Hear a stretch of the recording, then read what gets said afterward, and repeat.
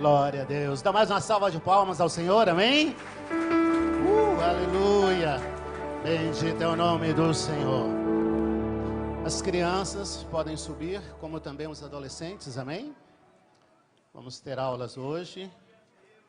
E nós vamos estar aqui no templo aprendendo da palavra do Senhor. Enquanto as crianças e os adolescentes se movem para as suas salas de aula, vamos abrir as nossas Bíblias no livro de 1 Pedro, capítulo de número 4, amém?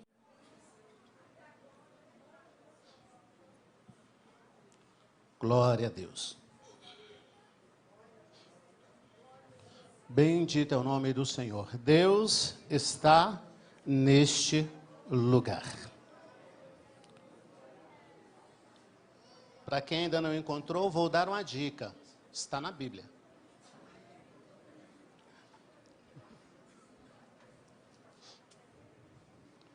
Primeira Epístola de Pedro, capítulo de número 4. Confesso aos irmãos que já estava com a mensagem há umas 2 semanas preparada para ministrar hoje. E quando foi esta semana orando ao Senhor, os meus olhos caíram neste texto e o Senhor não me permitiu mais sair dele. E o Senhor falou comigo profundamente. E creio que vá falar também com a sua igreja. A igreja é dele, a palavra é dele, tudo é dele e para a glória dele. Primeira Epístola de Pedro, capítulo de número 4, quem encontrou, dá um glória a Deus aí. Quem não encontrou, diga amém. Opa, temos alguém procurando?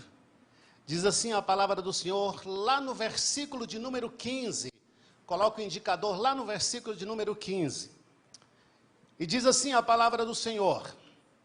Primeira Epístola de Pedro, 1 Pedro, capítulo 4, versículo 15. Diz assim: que nenhum de vós padeça como homicida, ou ladrão, ou malfeitor, ou como o que se entremete em negócios alheios. 16.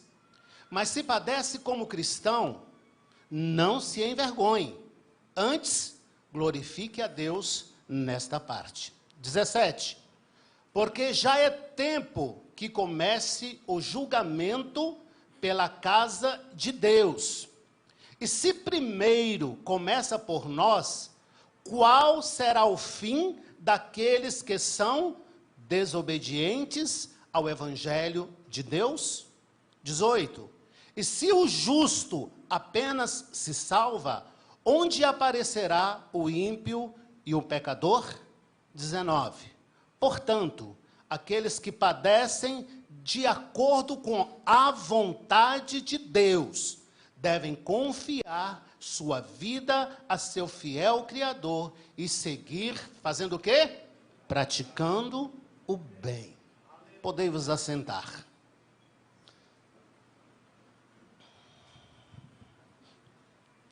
Oh, meu amado, muito obrigado.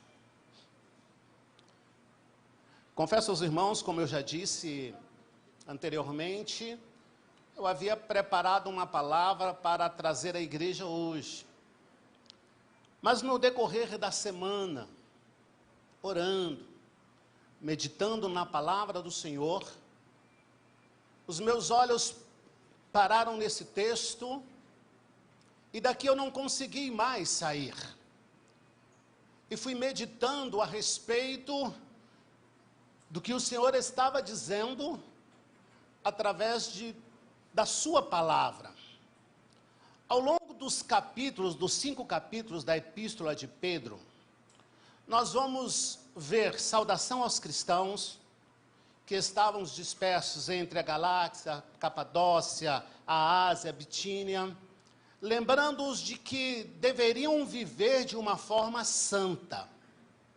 Nós vamos ver também na mesma epístola, assim como o Senhor o é, ele também aconselha a todos que sejam humildes, façam o bem e sujeitem-se as autoridades humanas. A palavra também vai dizer e vai dar conselhos a que devemos seguir para homens e mulheres,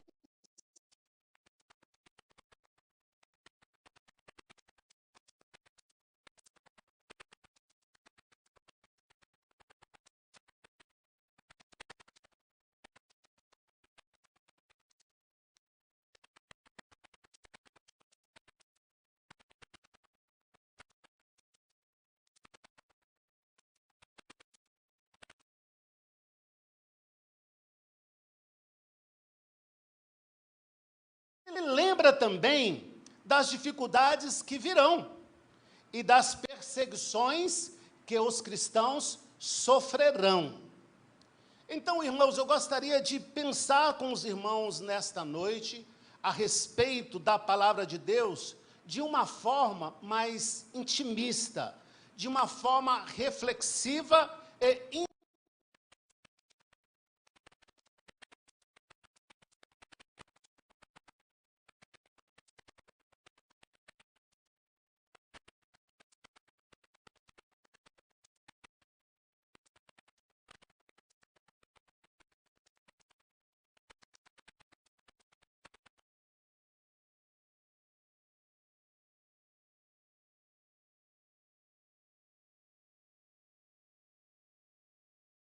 teremos a punição que damos.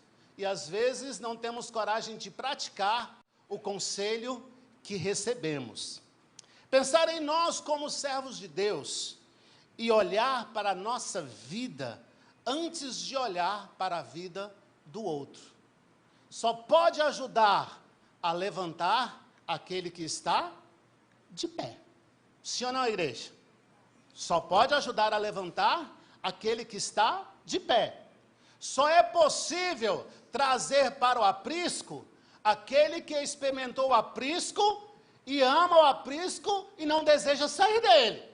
Porque aquele que está no aprisco, mas não ama o aprisco e deseja sair dele, não consegue trazer outros para o aprisco. E a palavra de Deus nesta noite, ela não é uma palavra pensada para o outro, é uma palavra pensada para nós, é uma palavra trazida para mim e para você, para nós que precisamos caminhar em santificação, sem a qual ninguém verá o Senhor. E eu não quero de forma alguma iludir aos irmãos e dizer que, da mesma forma que estamos, viemos e permanecemos, vamos alcançar a salvação, porque na verdade a salvação ela é conquistada dia após dia, na mudança de vida, no crescimento, no envolvimento com a obra, no envolvimento com a palavra de Deus e com a aplicação desta mesma palavra na nossa vida. Primeiramente na nossa vida, depois na vida daqueles que estão à nossa volta. Sabemos então, irmãos, que a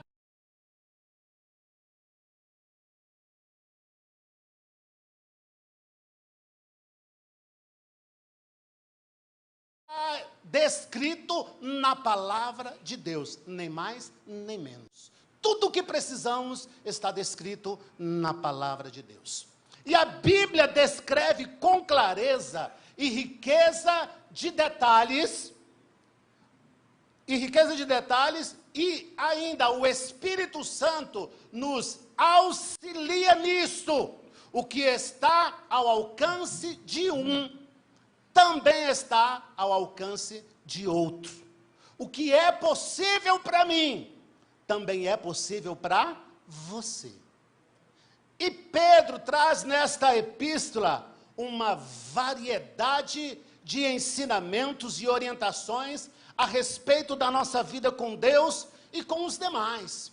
E muitas vezes nós nos esquecemos da aplicação da palavra primeiramente na nossa vida. E queremos que o outro seja aquilo que muitas vezes nós não estamos sendo. Queremos que o outro faça muitas vezes aquilo que nós não estamos fazendo. E normalmente temos o hábito de olhar a palavra de Deus e ver a sua aplicação, cabe melhor na vida do próximo, aquele que está ao nosso lado, cabe melhor na vida do meu esposo, da minha esposa, ou na vida dos filhos, ou na vida do vizinho, e a gente tem esse pequeno deslize de achar que o outro precisa de mais conserto do que nós, que o outro precisa de mais ajustes do que nós, quando na verdade nós precisamos tanto quanto ele. Amém, queridos? Como filhos obedientes, não nos conformando com a concupiscência. E a palavra nos adverte a isso, e Pedro também vem falando disso, que nós não devemos nos conformar com a concupiscência, ou seja, não ser dominado pela natureza pecaminosa. Ou seja, você pode domar e vencer, através da palavra de Cristo Jesus e o Espírito Santo, a natureza pecaminosa que há em você, que há em mim. Nós podemos domar isso. É uma questão de atitude, porque a palavra de Deus, ela nos chama, queridos, a obedecer a Deus e a viver em santificação. Talvez seja o processo mais difícil na vida do cristão, o processo de santificação, caminhar em santidade. Porque o pecado, de uma forma natural, a natureza pecaminosa, ela é boa, ela não é ruim. Ela traz prazeres extraordinários para os olhos, para a carne, para o paladar. Para a natureza humana, ela é extraordinária. Muitas coisas que estão postas são extraordinárias na vida de uma pessoa, mas são coisas que são extraordinárias humanamente falando. Espiritualmente, ela traz um prejuízo enorme e nos afasta de Deus, nos separa de Deus. E para que este afastamento, esta separação não ocorra, Deus, através da sua palavra, vem trazendo a orientação para nós, a sua igreja. É por aqui, faz assim, deixa disso, isso não é bom, aquilo é mais importante, e assim sucessivamente, queridos. E a epístola de Pedro vai trazendo as orientações tão básicas para a nossa vida, o dever de ações de graça, ou seja, de bendizer a Deus sempre, de agradecer a Deus sempre. Às vezes a gente machuca e solta um palavrão de raiva, não é verdade? Não, peraí. Poxa, mas eu vou agradecer no momento de dor? Por que não? Você não agradece também no momento de alegria? Então, em todo tempo, agradeça ao Senhor, porque você não sabe qual é o propósito daquilo que está acontecendo na sua vida. Deus está trabalhando e você não entende, e talvez por um momento de insensatez, você amaldiçoa, você se cobra daquilo que Deus às vezes já perdoou e Deus às vezes não levou nem em conta, e você talvez consiga trazer para a sua vida uma gama de pecados e de responsabilidades que você poderia evitar. Então, a epístola de Pedro, ela traz orientações, o dever de dar graça sempre, seja sempre agradecido a Deus, meu irmão. Antes de olhar para frente, olha para trás, de onde você estava e aonde Deus te colocou. Antes de reclamar daquilo que não veio, agradeça por aquilo que veio, porque é o suficiente para a tua vida. Antes de chorar por aquilo que ainda vai chegar, ou ficar extasiado, ou ficar demasiadamente, fugiu a palavra aqui, demasiadamente alegre na expectativa, tenha calma e aprenda a esperar no tempo de Deus para a sua vida. O tempo de Deus é o melhor, porque aquilo que acontece no tempo de Deus não se perde. A epístola de Pedro nos ensina e nos adverte a ter fé, a permanecer na fé, a crer em Deus sempre, porque Ele é o único Deus. A epístola de Pedro nos adverte a viver em santidade, e a Bíblia também nos adverte que sem santidade ninguém pode chegar ao Senhor. A epístola de Pedro nos ensina e nos adverte o valor da cruz para nós. o valor da cruz, daquele que se deu por nós na cruz do Calvário e derramou o seu sangue para que nós tivéssemos vida e vida com abundância, vida abundante nele. A epístola de Pedro também traz sobre o crescimento espiritual. Ou eu já atingi um patamar, mas esse patamar pode ser o mínimo que você tenha atingido. Você pode crescer espiritualmente muito mais além daquilo que você pensa. E é o projeto de Deus, o seu, o meu, o nosso, o crescimento espiritual da igreja. A igreja, como eu e você, não podemos nos tornar pessoas mornas, acomodadas. Tanto faz, tá bom, desse jeito tá bom. Não, eu preciso querer sempre mais de Deus. E o cristão, ele começa a morrer espiritualmente a partir do momento em que ele acha que já chegou ao limite e não precisa mais crescer.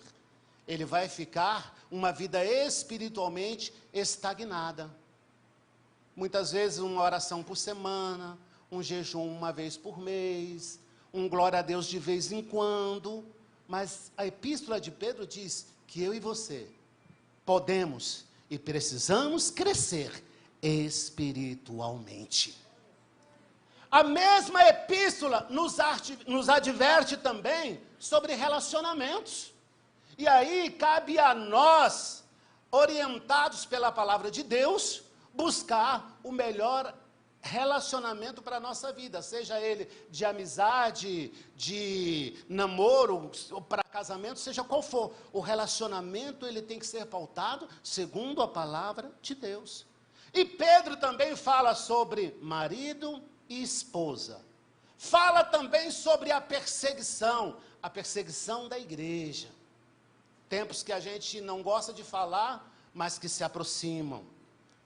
Fala também de batismo nas águas, a importância do batismo nas águas.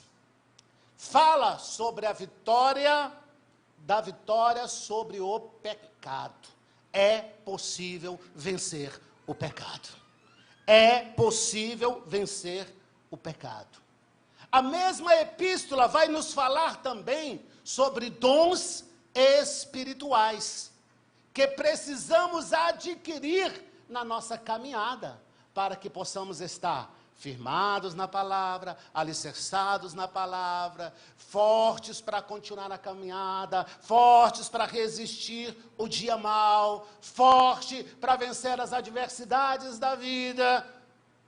E a mesma epístola vai nos falar também sobre julgamento.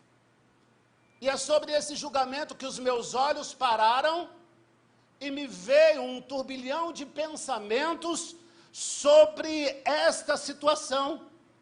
Obviamente, a Bíblia se refere a Deus como fonte de toda graça. Você crê nisso? Diga amém.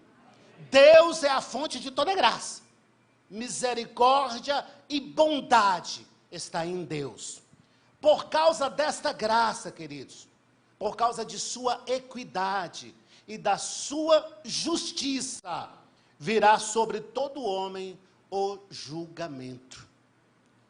É o tempo em que muitos de nós não nos preocupamos, porque a gente quer viver o tempo bom, o tempo da graça, só colher os frutos bons, as maravilhas. Eu sou servo de Deus, tudo vai dar certo. Nem sempre é assim. Eu sou servo de Deus, você é a pessoa mais feliz do mundo. Há momentos de tristeza que nós passamos. Há momentos de frustração, há momentos em que as coisas não funcionam corretamente como nós queremos, porque nesta vida nós não dependemos só de nós mesmos, nós dependemos primeiramente de Deus, mas nós dependemos de uma série de fatores que governam a terra, tanto espiritualmente como humanamente falando. E por causa desta graça, por causa desta equidade e justiça, virá sobre todo o homem o julgamento. E quando eu li este versículo, e que me diz que o julgamento começará primeiramente pela casa de Deus, eu tomei um susto. E olha que eu sou crente desde menininho. E eu me assustei e comecei a pensar nesse bendito julgamento. Olhei para a minha vida, olhei para a vida da minha esposa, olhei para a vida dos meus filhos e comecei a pensar nos meus vizinhos. Não obstante, pensei na palavra que eu estaria trazendo hoje, mas o Espírito do Senhor me trouxe a esta palavra, e talvez, meu irmão, minha irmã, esta palavra vá nos trazer um certo desconforto, porque talvez eu e você estejamos na casa de Deus confortáveis demais, acomodados demais.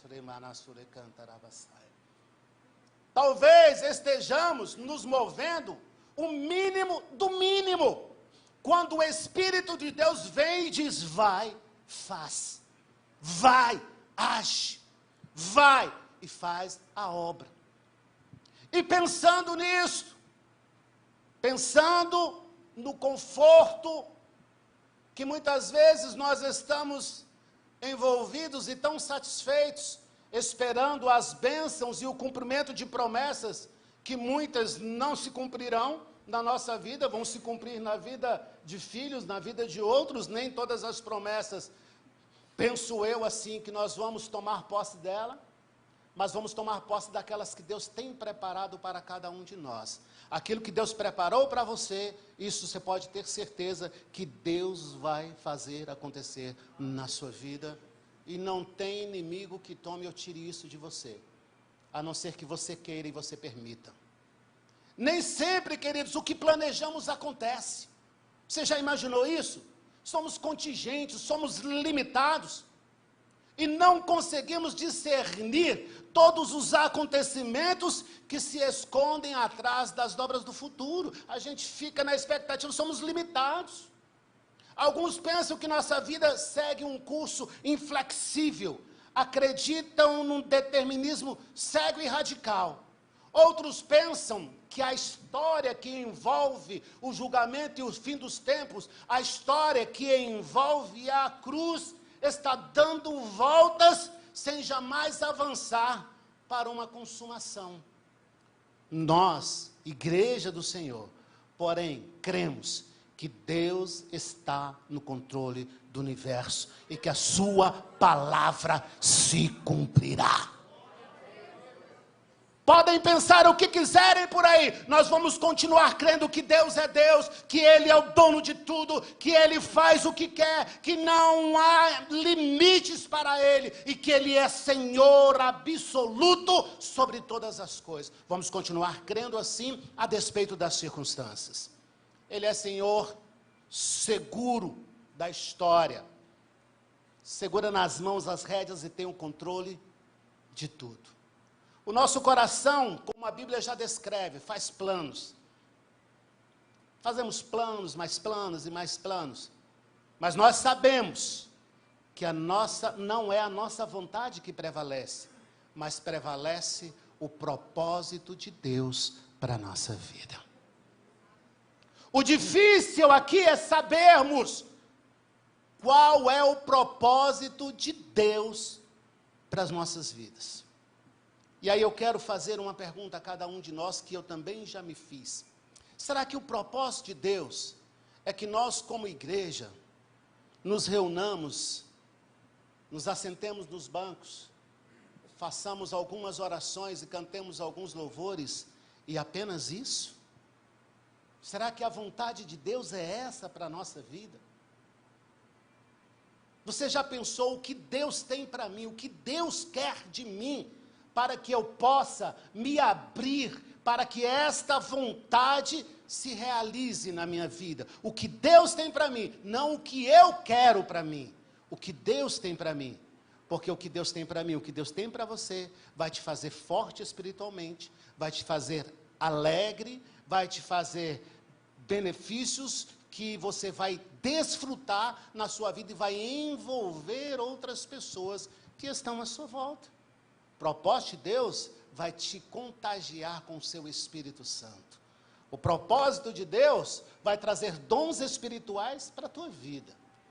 O propósito de Deus vai fazer você não andar, mas marchar no nome poderoso que é o de Jesus Cristo. O propósito de Deus vai te levar a lugares em que pessoas estão espiritualmente em cativeiros. E você vai ministrar a palavra, você vai orar e pessoas serão livres para a glória do Senhor. O propósito de Deus é te encher de unção. Quando você entrar por essas portas, vai entrar dando glória a Deus e não apenas glorificar quando o pregador pede. O propósito de Deus vai te fazer abrir a palavra, esmiuçar a palavra e entender a palavra e praticar a palavra todos os dias da sua vida. E é isto que vai fazer a diferença entre nós e aqueles do mundo, queridos.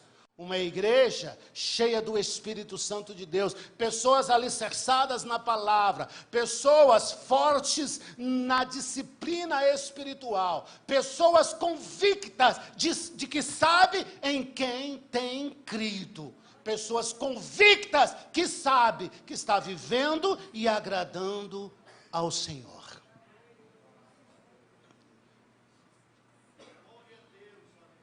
Eu sei que esta palavra nos coloca em desconforto, porque estamos muitas vezes, pastor Lutero, num conforto tão bom, que não nos atrevemos a nos mover, a sair deste conforto, para fazer seja lá o que for. Nós simplesmente queremos ficar no conforto. Mas eu quero te lembrar nesta noite que a palavra de Deus, ela vem trazer conforto para quem está em desconforto, e trazer desconforto para quem está em conforto. Não é a nossa palavra que permanece de pé, mas a resposta certa que vem dos lábios do Senhor, queridos. Não é o que eu quero que vai acontecer, mas é aquilo que Deus tem para a minha vida. Para Ele não há diferença entre claro e escuro, nada, absolutamente nada, escapa ao seu conhecimento. Ele domina sobre tudo, Ele domina sobre todos, Ele tem o controle do universo, tudo está nas onipotente mão de Deus. É Deus quem tem a última palavra. É Deus quem tem a última palavra. Tenho dito que servir a Deus não é fácil, e não é fácil mesmo. Requer abnegação, requer submissão, requer quebrantamento, obediência. E nós temos visto nesses últimos tempos uma geração sem princípios e sem temor a Deus. Uma geração que esculhamba com o nome de Deus. Uma geração que não valoriza a palavra de Deus, que não valoriza o sacrifício de Jesus Cristo na cruz do Calvário. Uma geração sem princípios e sem temor. Geração do vale o que eu tenho. Eu não vou fazer isso, mas eu posso dar isso. Eu não vou fazer aquilo, mas eu posso mandar aquilo outro. Fica mais ou menos equivalente. Não. Não fica. Uma geração que nós temos visto de pais frouxos, e me desculpem a expressão, em que os filhos fazem o que querem. É os filhos que mandam na casa. É os filhos que governam a casa. E se os filhos não querem, os pais não fazem, não impõem respeito, não impõem autoridade. Uma geração de um linguajar mundano travestido de modernidade. Estamos vivendo a modernidade. E aí o linguajar é totalmente torpe e não se observa que o linguajar é torpe. Uma geração interesseira, praticante das coisas do mundo, mas requer também para a sua vida os benefícios da presença de Deus, de estar na casa de Deus. Estar aqui está protegido. Estar aqui está guardado. Estar aqui é certeza de que entrou e vai sair daqui. Mas estar no mundo é certeza de que saiu e não sabe se vai voltar. É a certeza de que vai resolver alguma coisa e não sabe se vai conseguir. E além dessa geração interesseira, de linguajar mundano, cheio de gírias, há também a geração 4C, que muitas vezes eu e você fazemos parte dela. Sabia disso? Geração 4C. Já ouviu falar, pastor Lutero? Geração 4C. Geração 4 cultos. 4 domingos no mês. Geração 4C. 4 domingos no mês. 4 cultos. Só aparece na igreja aos domingos. Irmãos, depois vocês me batem lá fora, mas eu vou falar o que o Senhor está mandando. Depois vocês brigam. Cadê as reuniões de oração? Cadê você nas reuniões de oração? Cadê você no evangelismo? Cadê você pregando a palavra de... Não, eu prego, mas assim, quando dá oportunidade... Não, a Bíblia diz que é para fazer em tempo e em fora de tempo, ou seja, todo tempo. Geração 4C, só aparece 4 cultos no mês, ainda se acha cheio da razão. Dono do culto. Ei, o dono do culto é Deus. O culto é para Ele. A glória é dEle. O você estar aqui é privilégio seu, mas a honra tem que ser dEle. A honra é dEle. O culto é para Ele, a glória é para Ele, o louvor é para Ele. E os milagres que Ele faz também é para a glória dEle. Então, como igreja, estamos confortados demais, queridos. Porque achamos que 4 cultos no mês nos é suficiente. Pastor, mas eu oro em casa. Beleza, obrigação sua. Eu consagro em casa. Beleza, obrigação nossa. Eu oro em casa. Beleza. Eu quero saber você como igreja. Você como pessoa é uma coisa, e você como igreja? Quantas vezes orando? Quantas vezes aqui, orando? Quantas vezes aqui, junto com os demais? E esta mesma palavra é para mim também, irmãos. Não estou falando para vocês, estou falando de nós. É diferente. Muitas vezes estamos no conforto da nossa casa. Naquela plim-plim lá nas novelas e mais não sei o quê. Não vale a pena, perda de tempo. E a obra do Senhor, que precisava de alguém para manter a mão de alguém estendida. Talvez você seja aquele que vai manter a mão do outro estendida. E você falta naquele dia. Imagine o prejuízo que você está dando para o reino de Deus, porque o teu povo está perdendo a batalha. Quem foi que sustentou a mão um do outro lá? Mão de Moisés, não foi? Foi? Arão? Quem mais? Isso. Sustentaram a mão do servo do Senhor. Enquanto as mãos estavam estendidas, o povo estava tendo vitória. Quando ele cansava os braços, que o braço começava a descer, o povo começava a perder a batalha. E quem sabe se no dia daquele culto de oração, que precisava de você estar aqui, do estudo da palavra, que precisávamos de que nós estivéssemos aqui, eu e você poderia ser aquele que estaria sustentando a mão daquele outro, para que o povo tivesse vitória. Quem sabe, se eu e você seria o outro que estaria apoiando, para que todos nós tivéssemos vitória. Mas eu fiquei no meu conforto, eu fiquei no meu comodismo. Quem estava com as mãos estendidas, intercedendo, começou a cansar e a baixar os seus braços. E precisava de mim estar do lado para ajudar a levantar os braços. Precisava de precisava de você para estar do outro lado, para levantar os braços. Em prol de todos nós, em prol de uma multidão, em prol de um reino. Mas ficamos acomodados em casa, pastor Joel. Não quis vir. Eu cheguei cansado do serviço, tomei um banho e vou ficar em casa. E a obra, ela não para, ela é diuturna. Até quando você está dormindo, Deus está trabalhando para você. Imagina quando você está esperando, como a palavra diz, que nunca se viu um Deus que trabalha para aquele que nele espera. Se você espera, ele trabalha. E se você não espera, está dormindo, ele trabalha por você e para você.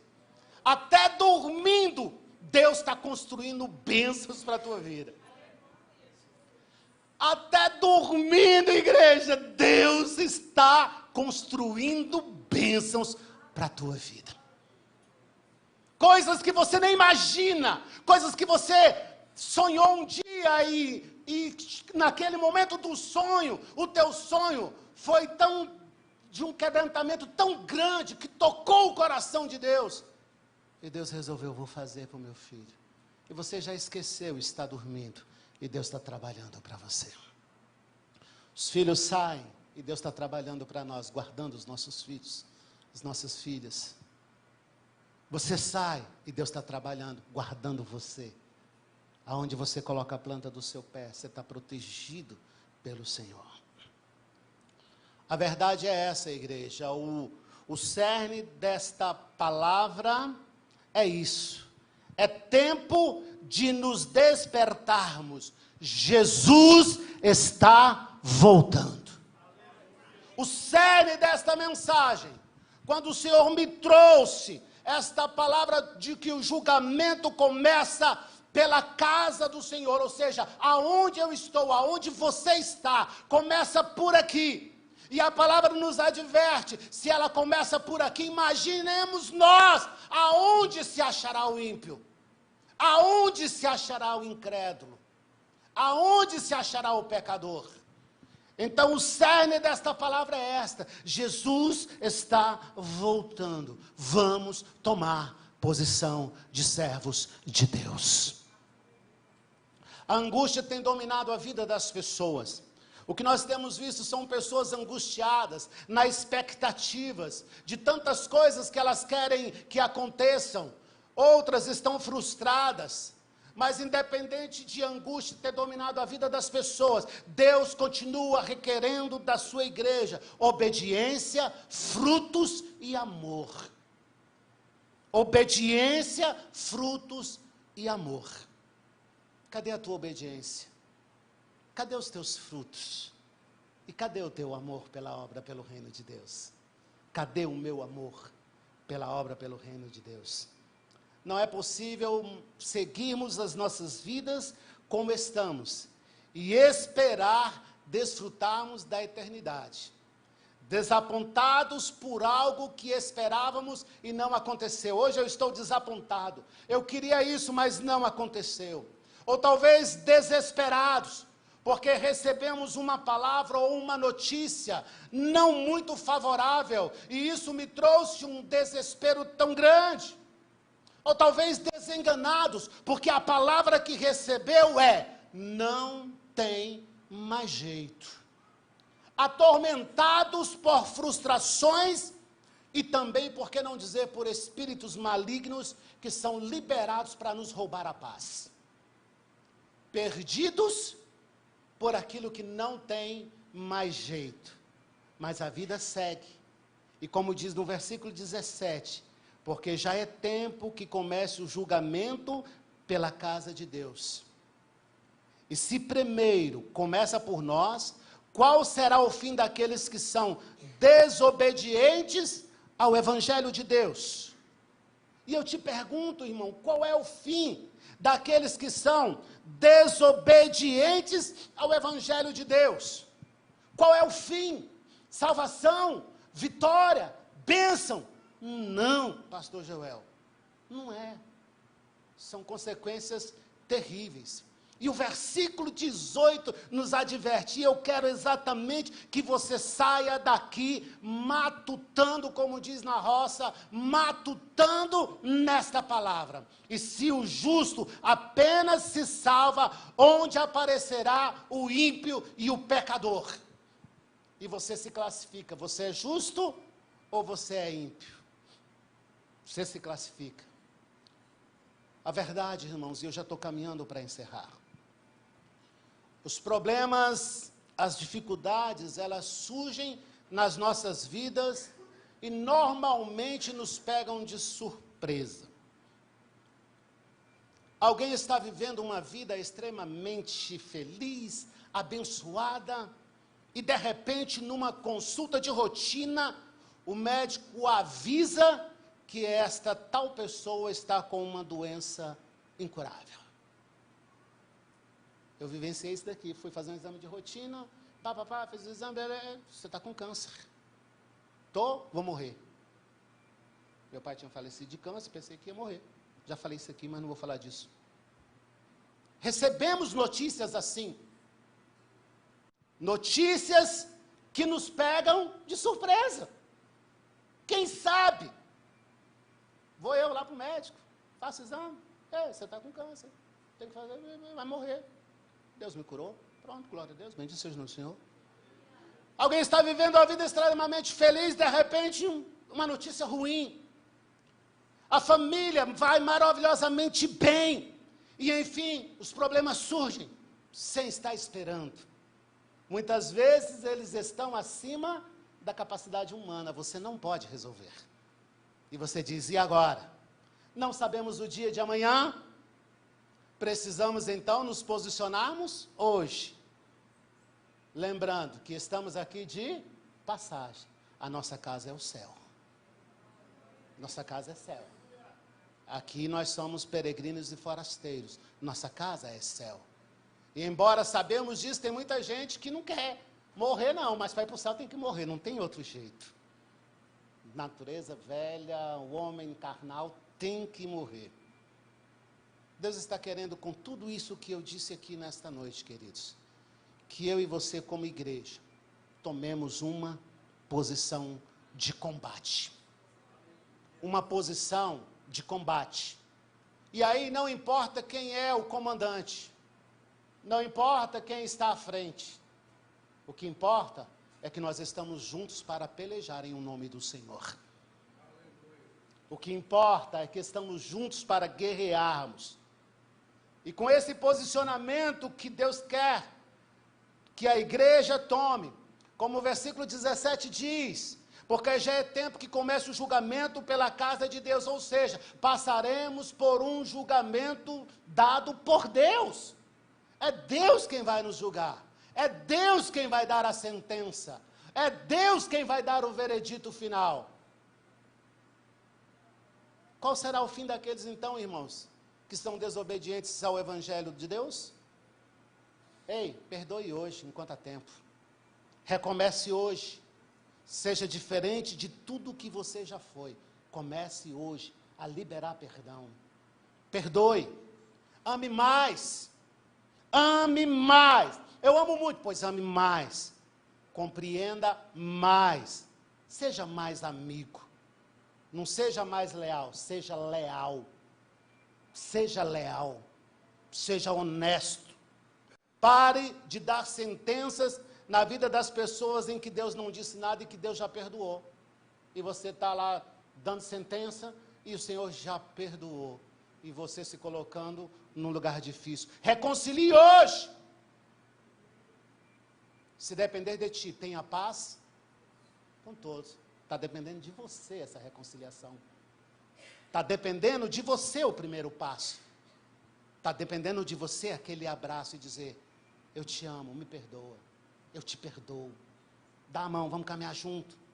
Abrace hoje. Participe mais. Ore mais. Leia mais a palavra. Seja crente verdadeiro. Porque o crente verdadeiro obedece, respeita, considera e ama. Pare de quebrar princípios estabelecidos por Deus, como se não fosse dar em nada. Deus está anotando tudo. Porque tudo que fizemos, tudo que fazemos, ele vai gerar frutos. E pode ser que gere uma colheita que você não deseja colher. Quero encerrar dizendo, Deus conhece o seu coração e requer de você hoje uma mudança. Deus não está requerendo de nós como igreja aquilo que nós não podemos fazer. Ele está dizendo para realizarmos aquilo que é possível. Porque aquilo que as nossas forças, o nosso intelecto, a nossa visão, o nosso coração não alcança, o Espírito Santo conclui na nossa vida. Ele completa. Ele completa. Amém, igreja? Se você consegue ir apenas 2 passos, vá, mas vá na presença do Senhor. porque o 3, o 4, o 5, o Espírito Santo vai te levar a dar, porque é a força de Deus na sua vida. Uma certa feita, a filha de Jairo, e vocês conhecem a história lá no livro de Marcos, capítulo 5. Jairo e sua mulher estavam muito tristes, porque a sua única filha de 12 anos estava gravemente enferma. E vocês conhecem a história, os médicos tinham feito o que podiam e já não davam esperanças. Aquele casal estava literalmente desesperados ao ouvirem a notícia de que Jesus acabava de entrar em Cafarnaum. Eles se alegram. E diz o texto que eles vão ao Senhor e suplica o favor de Deus. E o que eu quero dizer para você, que se você está desesperado com alguma causa, aquieta, acalma o teu coração, prostre diante do Senhor e clame ao Deus que tudo pode fazer. Quero dizer ainda que aqueles homens que estavam à pesca e haviam lançado a rede a noite inteira e não pescaram nada, frustrados, desapontados. Imagine você esperar X e vir menos X, esperar o seu pagamento e vir menos, esperar 10 pessoas para a sua festa e comparecer uma. Você vai ficar desapontado. Esta mesma palavra que diz para você tomar uma posição como igreja, para você se preparar, se santificar, se posicionar na obra como servo de Deus, ela vai dizer para você também, que como aqueles homens não pescaram nada a noite inteira, e sob a palavra de Deus, a palavra do Senhor Jesus, lançaram a rede, sobre esta mesma palavra, lance a sua fé. Sobre esta mesma palavra, lance a sua fé. Para os desesperados, para os desapontados. Mas há também aqueles que estão desenganados pelos médicos, parentes ou outras pessoas. Mas eu quero te dizer que, quando o Senhor chega na história, Ele muda a história. Nada permanece igual. Nada permanece igual. Quando Jesus entra na história, Ele muda a história. E a Bíblia vai nos falar a respeito do defunto filho de uma viúva, descrita em Lucas capítulo de número 7. Imagine para você o que é estar com um querido morto dentro de sua casa para fazer o funeral. Mas esta mesma palavra vai dizer que naquele mesmo dia, Jesus chega na cidade de Naim, e com ele há muitos dos seus discípulos e uma grande multidão. E quando ele chega perto da porta da cidade, ele se depara com aquela situação. E era o filho único de uma viúva. E Deus faz um grande milagre naquele momento. E eu te pergunto, irmãos, o que é impossível para Deus que está na tua vida? Não sei do teu passado, não sei do teu presente, não sei do teu futuro, mas Deus que está aqui conosco nesta noite, dizendo para você, levanta-te, porque tenho bênçãos para você. A posição que você está, não é a posição que eu quero, porque você pode muito mais do que você tem feito. E você talvez esteja dizendo, estou limitado, estou limitado, estou limitado, estou limitado. E Deus está dizendo, mas eu não sou limitado, eu posso fazer todas as coisas. E você diz, a minha casa, e Deus diz, eu cuido dela. E você diz, o meu marido ou a minha esposa, e Deus diz, eu cuido dele. E você diz, a minha filha, os meus filhos, e Deus diz, eu cuido deles. E você diz, e o meu amanhã, e Deus diz, eu cuido dele. E você diz, como vai ser? E Deus vai lhe dizer, eu tenho tudo preparado para você. Então somente creia e siga os propósitos que estabeleci para a tua vida. Vai em frente, marcha, vai, levanta, sai da posição cômoda. Pastor, está tudo ruim, está assim, mas Deus vai tornar o ruim em melhor. Assim como Ele transforma a água em vinho, Ele vai transformar a tua história de dor em alegria, o teu choro em riso. Ele vai transformar esta enfermidade em cura, e o nome dEle vai ser glorificado na tua vida. Levanta, levanta, toma posição que a Bíblia requer de nós, como igreja do Senhor. Nos posicionemos para que possamos receber aquilo que o nosso coração nunca imaginou, a nossa mente nunca pensou, o nosso corpo nunca desejou, mas Deus tem preparado para aqueles que nele esperam. Deus tem preparado para ti o melhor, meu irmão. Deus tem preparado para ti o melhor, minha irmã. Mas toma a posição que Deus quer, e os milagres vão acontecer na tua vida. De repente, sonhos passados, que você já nem se lembra mais, começam a acontecer. O que é isso? O propósito de Deus e a bondade dele acontecendo na tua vida. Mas por que aconteceu agora? Porque agora eu tomei a posição que Deus quer que eu tomasse.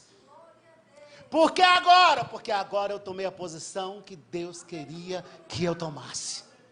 Aí o milagre acontece. Que milagre é esse? Meu Deus! Gente, o milagre aconteceu. Por quê? Porque agora eu tomei a posição que Deus queria. Está só não, irmão. Você não está só. Você tem uma igreja que te ama. Você tem uma igreja que te ama. Uma igreja que intercede por você. Você não está só nessa peleja. Mas agora seja aquele que chega na hora certa para sustentar o braço de quem está intercedendo também, para que a vitória não seja só sua, mas a vitória seja completa do povo de Deus. Quem entendeu isso, diga amém. Amém? Palavra meio indigesta, né?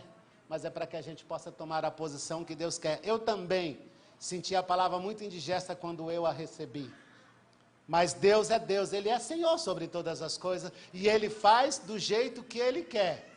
Eu querendo ou não querendo, Ele vai fazer do jeito que Ele quer. Agora, se eu quiser, facilita as coisas, porque as bênçãos vêm mais rápidas. Amém? Bênção sobre a tua vida, sobre o teu casamento, sobre a vida dos teus filhos. E por tua causa, o teu vizinho é abençoado, o teu chefe é abençoado. Por tua causa, a tua rua inteira é protegida pelo Senhor, não acontece nada de ruim na tua rua. Por tua causa, a bênção do Senhor te acompanha todos os dias da sua vida. Recebe em nome de Jesus. Curva a sua cabeça. Senhor, nós te adoramos na beleza da tua santidade. Glorificamos o teu nome porque tu és Deus e diante de nós não existe outro Deus. Tu és o nosso Senhor. Pai, eu sei que foi uma palavra meio indigesta, porque é uma palavra que tende a nos tirar do conforto e até uma palavra dura. Mas o Pai fala com o Filho do jeito que quer. A nossa parte é obedecer, é ouvir o que o Senhor tem para nos falar e tentar nos encaixarmos nos teus propósitos e viver uma vida abençoada para louvor da tua glória. Abençoa cada lar aqui representado, cada família, o meu irmão que teve dificuldade de compreender esta palavra. Ajuda na fé, ajuda na palavra, que o teu Espírito Santo não se retire de nós, que saiamos do nosso conforto, esta zona de conforto que somos envolvidos todos os dias, e possamos nos atirar com fé no teu reino, na tua palavra, no teu evangelho, na tua casa, porque juntos somos mais fortes, porque onde há unidade, o teu Espírito domina melhor. Onde há unidade, o teu Espírito traz paz. Que sejamos cheios de paz, de alegria, que temos o consolo do teu Espírito Santo todos os dias, e que o teu Espírito Santo nos mova a tomar a posição que o Senhor quer que tomemos como igreja, para fazer diferença, não para ser mais um, não para ser mais uma igreja, não para ser mais um membro, não para ser mais um cantor, não para ser mais um pregador, mas para ser aquele que, independente de qualquer coisa, vai fazer a diferença. Que seja assim. Abençoa, Pai, cada vida aqui presente, cada homem, cada mulher. Quebranta o coração endurecido. Traz alegria, paz, amor. E na unidade uns com os outros e com a tua palavra, possamos verdadeiramente ser a igreja que o Senhor vem buscar naquele dia. Obrigado por tudo, Deus. Se alguém precisa de um milagre, faz um milagre, Pai, para que o teu nome seja glorificado na vida desta pessoa.